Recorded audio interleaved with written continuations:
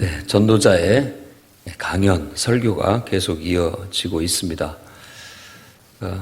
전체적으로 인생이 도대체 뭘까?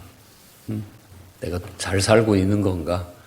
여러 가지 많은 생각들에 잠기면서 자기를 돌아보는, 또 인생을 돌아보는, 그리고 인생의 의미와 가치를 한번 생각해보는 그런 말들이라고 볼 수 있겠습니다. 강연자가 내가 경험한 것을 바탕으로, 또 내가 깨달은 것을 바탕으로 해서 그걸 조곤조곤 얘기함으로써 사람들에게 공감을, 그리고 또 뭔가를 깨우치고자 하는 인생에 대한 넓은 이해를 바탕으로 한 내가 인생이 무엇인지, 나는 어떤 존재인지, 또 우리를 이 땅에 보내고 창조하신 그분은 어떤 분인지를 알고 사는 거하고 그냥 모르고 사는 거하고 약간의 차이는 있다고 볼 수가 있겠습니다. 어떻게 보면 그 약간이 큰 차이일 수 있겠죠. 그래서 오늘 또 시작이 쾌락에 대한, 즉 인생에 우리가 다 원하는 어떤 즐거움, 행복 혹은 성공에 대해서 한번 곰곰이 생각해 봤다는 거예요. 내가 또 왕이고 누구보다도 내가 왕이면서 지혜롭고 또 부하고 모든 것들을 다 가졌다라고 생각하는 전제 속에서 내가 한번 할 수 있을 만큼 즐겁고 행복하게 또 성공적으로 한번 살아보자, 시험해보자 라는 건 바로 그런 겁니다. 한번 시도해보자. 그래서 뭔가를 입증해보자. 무엇이 즐거운 일인지, 무엇이 성공이고 무엇이 기쁘고 행복한 것인지 한번 해보자 해가지고 이렇게 살아봤는데, 이제 와서 생각해 보니까 웃음? 그 미친 것이다. 이렇게 얘기합니다. 웃음이 미친 것이다 라는 것은 어떤 그 큰 깨달음이 있는 것 같습니다. 그리고 기쁨, 즐거움, 희락이 다 무슨 소용이냐라고 하는데, 이것은 그 순간을 얘기하는 게 아니라 지내놓고 봤을 때 얘기예요. 지금 어떤 의미에서는 죽음을 앞두고 있을 때, 돌아봤을 때 다 그때 웃고 떠들고 즐거워하고 행복했던 것이 지금에 와서 생각해 보니까 그거 다 무슨 소용이 더냐라고 그렇게 느껴진다는 겁니다. 그리고 이제 3절부터 술로 내 육체를 즐겁게 해보자 해서 육체적인 쾌락, 즐거움을 추구해 봤고, 그리고 또 사업을 크게 확장해서 포도원, 과원, 동산, 각종 수목, 그리고 남녀노비, 소, 양떼 다 풍부하게 큰 부를 이루고 그야말로 남부럽지 않게 은금을 얻고 보배를 축적하면서 이렇게 살았다. 정말 남부럽지 않을 만큼, 남들이 다 부러워할 만큼 엄청난 소유와 많은 것들을 다 가져봤다. 그런데 결론은 10절과 11절에 무엇이든지 내 눈이 원하는 것을 금하지 않고 다 해서 얻어봤다. 그런데 그 모든 것이 지금은 헛되어 바람을 잡는 것이었을 뿐 무익하더라 라고 그렇게 말하고 있는 겁니다. 어쩌면 지나온 인생에 대해서 나름대로 누구 못지않게 살았고 많은 것들을 이루었고 또 성취했는데 늙고 죽음 앞에 가까이 섰을 때에는 그것마저도 허무하게 느껴지고, 또 나한테 그게 뭐냐, 나한테 무슨 유익이 있냐, 결국 무익할 뿐만 아니라 만족감도 없더라라고 얘기합니다. 그 이유에 대해서 이제 뒤에 쭉 나옵니다. 그래서 12절부터 17절까지가 지혜, 망령됨, 어리석음을 내가 이렇게 뒤돌아서 한번 바라봤다라고 그렇게 얘기합니다. 지혜도 한번 생각해봤고, 망령됨, 이 망령됨은 약간 좀 미친 그걸 말하는 겁니다. 과하다는 뜻의 단어예요. 과하다. 빛이 나는데 지나치게 빛이 나는 그런 뜻이고, 뭔가를 하는데 너무 과한 것을 말하는 거예요. 그러니까 약간 좀 미친 거 아니야? 이렇게 할 정도로. 근데 우리가 앞에서도 뭐 미친 짓이다, 미친 것이다 이렇게 말하고 있는데 가끔가다 사람들이 나도 그런 경우가 있는 것 같고 어떤 것에 미친 경우들이 가끔 있습니다. 너무 좀 거기에 확 뭔가에 빠지거나 뭔가에 이렇게 사로잡혀가지고 내가 뭐 그때는 왜 그랬는지 모르겠어 라고 할 만큼 좀 미친 경우들이 가끔 있습니다. 그리고 어리석음. 때나 뭐 그것도 똑같은 어리석음이나 미친 것이나 망령된 것이나 똑같은 비슷한 것이라고 볼 수 있죠. 그걸 왜 생각을 해봤냐면은 죽음 때문이라는 거예요. 죽음. 그러니까 지금은 이 모든 이 장을 지배하고 있는 것이 죽음 앞에 서서 인생을 다 살고 죽음 앞에 섰을 때 이런 모든 것에 대해서 허망함, 허무함, 그리고 만족감이 없다라는 걸 느끼고 있는 거예요. 근데 지혜를 생각해 봤고, 망령됨을 생각해 봤고, 어리석음을 한번 생각해 봤어요. 그런데 단연 지혜가 우매, 망령된 거나 어리석음보다는 훨씬 더 뛰어나다. 우리에게 많은 유익을 준다라는 건 그건 분명하다. 분명하다. 그런데 지혜롭다고 해서 또 어리석다고 해서 이 안다고 해서 지혜로운 것은 눈이 더 좋아가지고 여러 가지 것들을 더 볼 수 있고 분별할 수 있는 눈을 가졌다는 건데 그래 안다 분별할 수 있다 알고 분별하는 거나 모르는 거나 지금에 와서 보니까 매한 가지다라는 걸 느낀다는 거예요. 근데 이것 중에 하나는 바로 죽음이라는 겁니다. 아무리 똑똑하고 지혜롭고 내가 죽을 줄 아는 거나 그걸 뭐 모르고 그냥 살다가 죽는 거나 매한 가지가 아니더냐. 결국 당하는 일은 다 같더라라고 그렇게 말합니다. 그럼 지혜가 있었다 한들 그게 도대체 나에게 지금 무슨 도움이 된단 말인가 라고 얘기하는 거예요. 그러니까 죽음이라는 것을 생각을 할 때 그렇다는 겁니다. 일단 지금의 이 모든 이야기들은 일단 흑백으로 얘기하고 있는 거예요. 다시 얘기한다면 하나님이 없는 세상. 일단 하나님을 이렇게 걷어내고 본 인생을 우리한테 말하는 거예요. 왜? 그래서 하나님이 필요하다는 얘기를 하려고 하기 때문에 그렇습니다.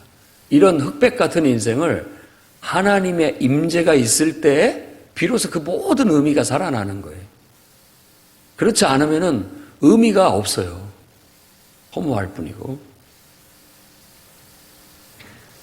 그래서 지혜자나 우매자나 다 죽으면 잊혀지기는 매 한 가지더라 라고 말하면서 17절이 이 12절에서부터 17절까지 결론이라고 할 수 있겠죠. 이러므로 이건 결론을 내는 겁니다. 내가 사는 것을 미워하였다. 이 말은 증오했다. 가끔 우리가 짜증을 낼 때가 있는데 누가 뭐 나한테 잘못을 했거나 뭐 이렇게 나한테 스트레스를 주는 경우도 있지만 대개는 뭔가 모르게 그냥 짜증이 납니다. 그게 뭐냐면 자기 삶에 대한 미움이죠. 나도 싫고 인생도 싫고 그냥 뭔가 내 뜻대로 되지 않고 만족이 없거나 충족이 안 됐을 때 느끼는 그런 것을 내가 사는 것을 미워했다. 이 미움이라는 말을 다른 단어로 번역한다면 증오입니다. 그냥 내 인생 자체에 대한 어떤 원망, 불평, 미움 이런 것들이 있게 되었다라는 것. 쭉 해서 고생하면서 뭔가를 이루고 나름대로 정말 어렵게 남다르게 지혜롭게 뭔가를 살아왔는데 이 인생의 말미에 와서 보니까 그렇게 내가 살아온다 나 저 사람이나 어떻게 보면 똑같더라라는 거예요. 그러면서 내 인생에 대한 어떤 미움이 이렇게 어떤 투정이죠. 투정이 어린 양 같은 괜한 심통이 속에서 올라오더라. 도대체 뭐냐? 내가 뭐하고 산 거냐? 라는 그런 생각이 들면서 인생을 미워했다. 해 아래 하는 일이 그냥 괴로움이었고 모두 헛되어 바람을 잡으려는 것뿐이었다. 그러니까 이 장에서의 중요한 단어죠. 괴로움, 수고, 괴로움. 인생이라는 걸 그냥 한마디로 표현한다면 뭐 때문에 그렇게 고생하며 살았는가 하는 그런 생각이 들게 되는 겁니다. 그래서 18절부터는 이제 그 이야기를 합니다. 내 모든 수고마저도 밉다. 내가 왜 그랬던고 하는 생각이 든다라는 것이죠. 내가 뭘 위해서 그렇게 고생했던가 라는 걸 해요. 왜? 내 뒤에 위를 이을 자에게 결국은 그 모든 것들이 다 넘겨지게 되더라라는 겁니다. 근데 이 넘겨지게 되는데 지혜를 다하여 수고하고 내가 이루어놓은 업적들, 이 모든 것들은 이제 나는 죽고 사라지고 내 뒤에 계승자가 그것을 다 상속받아 가게 되는데 이것도 곰곰이 생각해 보니까 이거 결국은 이거 허무하다 혹은 악하다라고까지 얘기를 해요. 왜냐하면 나는 죽을 고생을 해서 이 모든 것들을 이루었는데 그것을 받는 정작 본인은 아무것도 한 것이 없이 그 모든 걸 다 받는다는 거예요. 그리고 그 후계자가 지혜로울지 우매로 어리석을지 알 수가 없어요. 그래서 그것을 내가 이루어놓은 모든 것들을 잘 유지하고 발전시켜 나갈지 아니면 하루아침에 다 없애버릴지 알 길이 없어요. 그러니까 잠을 못 이루는 거예요. 그러면서 수고하지 아니한 자에게 넘겨주니 이것도 헛되고 그것 자체가 악이다. 수고와 애씀이 그렇게 본다면 무슨 소용이 있는가. 평생 근심, 걱정, 수고하는 것 따지고 보니까 결국 슬픔뿐, 남는 것이라고는 슬픔뿐이 아니었더냐라고 그렇게 아주 부정적으로 얘기를 합니다. 밤에도 쉬지 못하니 이것이 헛되다. 이제 죽는 마당에도 마음이 편치가 않아요. 내가 이루어놓은 모든 업적이 다 이것이 계속 유지될 수 있을까? 계승되어져 이어져 나갈 수나 있을까? 행여라 후계자가 그것을 하루아침에 다 송두리째 바꿔버리지는 않을까? 혹은 다 망쳐버리지는 않을까 하는 염려 때문에 편안히 잠도 못 든다는 그런 얘기입니다. 그리고 24절에서부터 26절까지는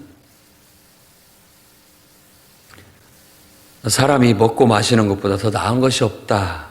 거기서 깨달은 어떤 바인데 사실 잘 먹고 건강하게 잘 사는 거 그거 하나가 남는 것이 아닌가 할 만큼 근데 그것마저도 하나님의 손에 의해서 주어지더라. 하나님이 주시는 것이더라 라는 거예요.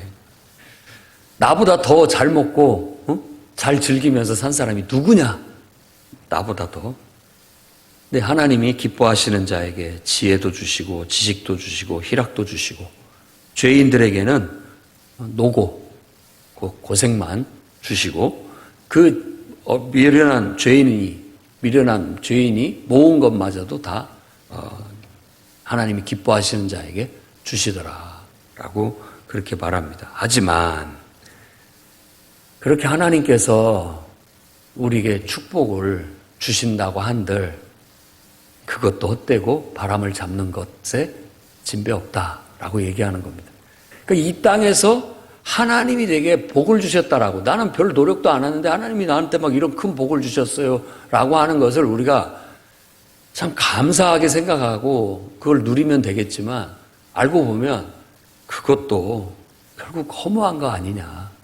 어떻게 보면 그것도 또 다른 문제를 우리에게 양산할 수 있는 하나의 빌미도 될 수 있다라는 거.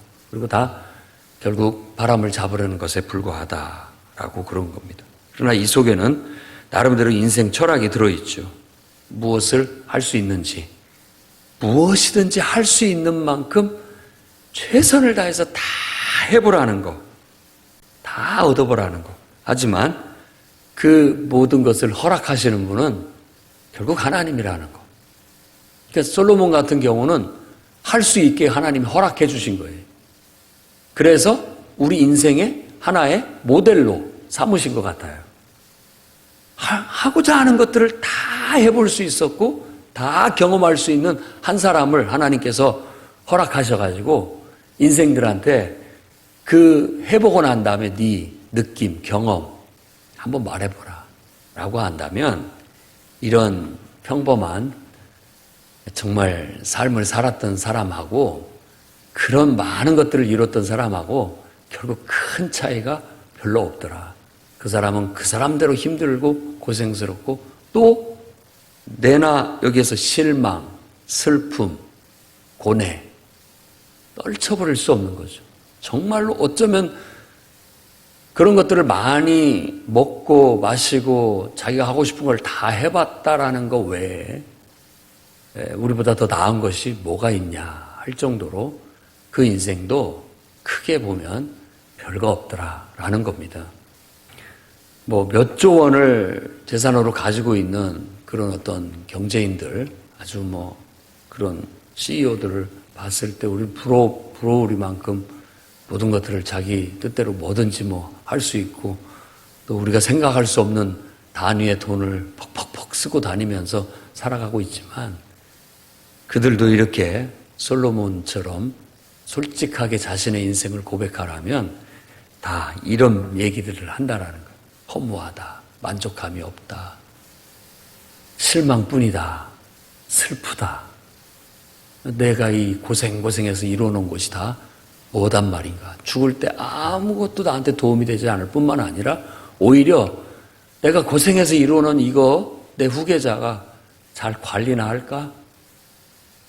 그 근심 걱정에 오히려 잠 못 든다라고 그렇게 말하고 있는 겁니다.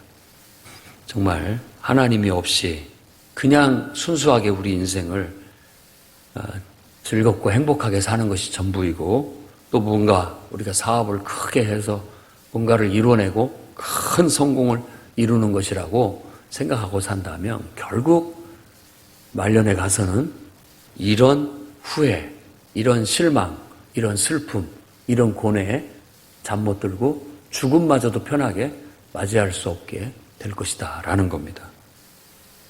그런데 이런 큰 즐거움, 행복, 성취도 그것도 내가 아무리 노력하고 막 그걸 얻으려고 해도 하나님이 허락하시는 자가 없더라. 다 수고하고 노력한다고 해서 다 얻어지는 거 아니라는 거예요. 하나님이 허락하신 자에게 수고한 만큼을 얻게 만들어주시고 노력한 만큼을 얻게 해주시는 거예요. 그런 것들도 가만히 보면은 참 그것도 알 수가 없으니까 그럼 뭐 하나님이 허락하시면 그래서 저도 여러분들이 이 말씀을 묵상하면서 일단은 여러분들도 하나님 앞에 여러분이 할 수 있는 만큼 기도하고 마음껏 구해서 하나님이 허락하시는 만큼을 성취하고 살아가시기 바랍니다. 그게 어쩌면 인생이에요. 그러니까 이게 나쁘다라는 뜻이 아니에요. 결국은 죽음 앞에 섰을 때 하나님 없이 내가 뭔가를 이루었다라고 생각하는 거 하나님과 무관하게 내 인생을 해석하고 바라보는 것은 흑백이에요, 흑백. 그냥 뭐 했냐 도대체 내가. 그냥 뭐 속된 말로 개고생 한 거 외에 남는 게 뭐더냐. 그 고생 속에서 결국 아픈 몸, 지친 육체, 병든 몸 이런 거 외에 뭐가 남았냐라는 그런 후회, 실망, 슬픔, 걱정 이런 것들이 또 앞서게 된다라는 거예요. 그러나 정말 우리가 하나님을 믿고 하나님과 정말 인격적인 교제 속에서 내 인생을 바라보고 그분과의 인격적인 교제 속에서 인생의 꿈과 비전을 갖고 그분께 기도드리면서 정말 뭔가를 계획하고 성취해내고 이루어내는 것은 흑백이 아닙니다. 그런 것들은 다 나름대로 의미가 있고 가치가 있는 거예요. 또 내가 실망스럽다라고 생각하는 것들도 하나님이 보셨을 때는 그러지 않을 수 있다라는 거예요. 다 나름대로 그 부정적인 것마저도 하나님의 섭리 속에서 하나님은 그걸 요긴하게 쓸 수 있는 것이 되기 때문에 다 나름대로 실수도 실망도 후회도 나름대로 하나님 앞에서는 의미도 있고 가치가 있다라는 거예요. 그걸 통해서 뭔가 하나님은 하시고자 하시는 일을 하셨다라는 거죠. 그렇게 보면 우리가 우리의 인생을 그렇게 부정할 필요가 없는 거죠. 내가 뭐하고 살았는지 후회하고 원망하고 사는 것을 미워하고 모든 고생한 것들을 다 부정하고 원망하고 불평할 필요는 없다라는 것이죠. 오히려 그런 것들을 극복하기 위해서는 너를 창조하신 하나님을 기억해라. 그 하나님을 통해서 네 인생을 다시 바라보고 해석해라. 그러면 그 모든 것들이 내게 있어서 의미가 있었고 가치가 있었고 감사할 일이고 정말 잘 살았다. 착하고 충성되는 종아. 참 잘했다. 그러니까 예수 그리스도의 인생은 우리에게 귀한 모델이 되는데 우리가 봤을 때 이런 솔로몬의 이야기로 본다면 그분은 하나님의 성육신이시고 또 하나님 나라의 왕으로 이 땅에 오셨지만 사실은 솔로몬 같이 누리지 못했죠. 그리고 그분은 오히려 사람들에게 미움을 받고 정말 한때는 자기를 따랐던 사람들한테 배신을 받고 결국 죽음에 내몰리는 그런 처참한 죽음으로 인생이 끝이 나는 것 같이 보여졌습니다. 그런 걸 보면은 이 어떤 것도 누리지 못하고 실패한 인생이라고 볼 수 있는 것이죠. 그러나 성경에서 가장 위대한 인생을 말하라면 우리는 그분을 얘기하잖아요. 솔로몬도 얘기하지만 좀 뒤가 찝찝하고요. 말년이 좀 떳떳하지 못한 그런 인생이지만 그 많은 부를 누렸지만 결국 뭐냐? 라고 했을 때 그렇게 썩 내놓을 것 없는 그런 건 인생이지만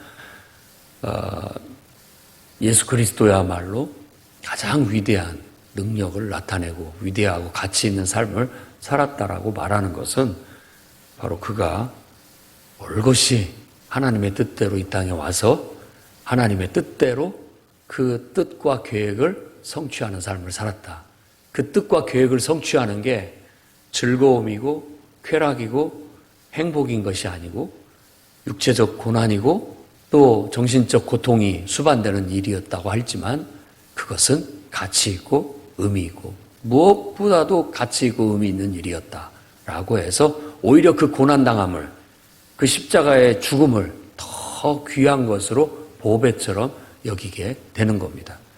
우리 인생도 한번 곰곰이 생각해 보십시오. 솔로몬과 예수 그리스도의 인생을 똑같은 왕으로서의 모습을 곰곰이 생각해 보면서 균형을 잡을 필요가 있을 것 같습니다. 여러분이 인생을 말년에 부정하지 않고 내가 뭐 때문에 이 고생을 하고 살아왔는지 인생을 부정하지 않고 또 죽음 앞에서 정말 실망과 슬픔뿐이다 라고 좌절하고 낙심하지 않으려면 반드시 여러분을 창조하신 창조주 하나님의 임재를 구해야 됩니다. 그분을 내게 끌어들여서 그분 안에서 내가 존재했다는 거, 그분 안에서 내가 살아왔다라는 것을 인정하고 그분을 통해서 내 인생을 해석해서 바라보지 않는 한 우리는 이 허무함을 벗어나지 못할 것이고 내가 살아온 날들을 저주할 수밖에 없게 되고 다 내가 고생했던 모든 것들에 대한 원망과 불평 그리고 근심과 걱정, 슬픔과 회한 속에 쓸쓸히 죽음을 맞이할 수밖에 없는 거예요. 그러나 하나님을 인정한다면 오히려 감사 속에 여태 내가 살아온 모든 인생은 하나님을 위한 것이었고 하나님의 뜻을 성취하기 위해서 내가 이 땅에 왔고 그렇게 해왔고 이제는 내 사명이 다해서 하나님께 돌아갈 뿐이다. 예수께서 다 이루었다라고 한 것처럼 하나님께서 여기까지 나를 이 땅에 보내신 어떤 뜻, 계획 여기까지구나. 그러면 이제 나는 인생의 수고로움, 사명의 무거운 짐을 벗고 하나님 앞에 가서 편안하게 쉼을 얻고 내가 살아온 모든 인생의 열매를 가지고 하나님 앞에 가서 경의를 표하고 그분께 모든 걸 올려드리는 겁니다. 내 인생을 받으십시오. 하나님을 위해서 하나님의 뜻대로 보내져서 하나님의 뜻을 이루고 이제 그 결과를 가지고 하나님 앞에 돌아왔습니다. 라고 보고하게 될 거라는 것이죠. 그런 인생관이 성경에서 우리에게 제시된 인생관이라고 말할 수 있습니다. 그러니 오늘도 여러분의 인생을 다시 한번 현실의 눈과 그리고 영적인 눈, 이 두 가지 눈을 가지고 살아가시기를 바랍니다. 현실을 너무 도외시하는 것도 어렵습니다. 그러니까 정말 여러분 눈에 이 현실적인 감각을 가지고 할 수 있는 일, 내게 허락된 일, 하나님께서 허락하신 만큼을 충분히 성취하고 누리시라는 거예요. 그게 하나님이 주신 복이에요. 이 땅에. 그렇지만 그 모든 일들이 하나님과 무관한 것이 되지 않도록 영의 눈으로 항상 하나님의 뜻으로 맞추고 하나님의 계획으로 맞추고 해석하고 의미를 부여하고 가치를 부여하면서 살아가십시오. 하나님을 주어로 두면서 하나님을 통해서 내 인생에 의미를 부여하고 가치를 부여하는 게 이상하게 안 맞는다. 과감히 버려야 됩니다. 하나님의 뜻으로 해석해보고 하나님의 계획 속에서 해석해봤을 때 이게 맞다. 그러면 뭐 망설일 것 없습니다. 그게 하나님의 뜻이라고 하나님의 계획 속에 있다라고 믿는다면 과감하고 당당하게 왕처럼 행동하시고 그것들을 이루어 나가십시오. 우리는 이 시대의 솔로몬 왕입니다. 이 시대에 살아가는 여러분 솔로몬이에요. 하나님이 지혜를 주시는 대로 하나님이 힘 주시는 대로 우리도 마음껏 우리에게 주어진 시간, 공간, 이 물질을 마음껏 누리고 하나님이 허락하시는 만큼 하나님이 허락하시는 선 안에서 하나님의 뜻대로 마음껏 누릴 수 있습니다. 그렇게 살아가십시오. 그러나 하나님을 잃어버린다면 그 모든 것들은 아무것도 아니라는 걸 기억하십시오.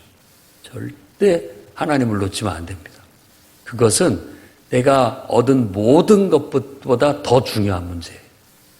결국 그 모든 것이 하루아침에 다 허무하고 수포로 돌아가는 아무것도 아닌 것이 되느냐 마느냐의 문제이기 때문에 항상 하나님의 임재를 구하고 그분의 임재 안에서 주어진 삶을 아주 풍성하게 정말 멋지게 여러분의 사는 인생을 하나님 앞에 멋진 작품을 만들어 내가 인생 마치는 날 그분 앞에 갖다 올려 바치겠다. 그래서 잘 만들었죠. 잘 살았죠. 할 수 있는 여러분과 제가 되기를 주의 이름으로 축원합니다.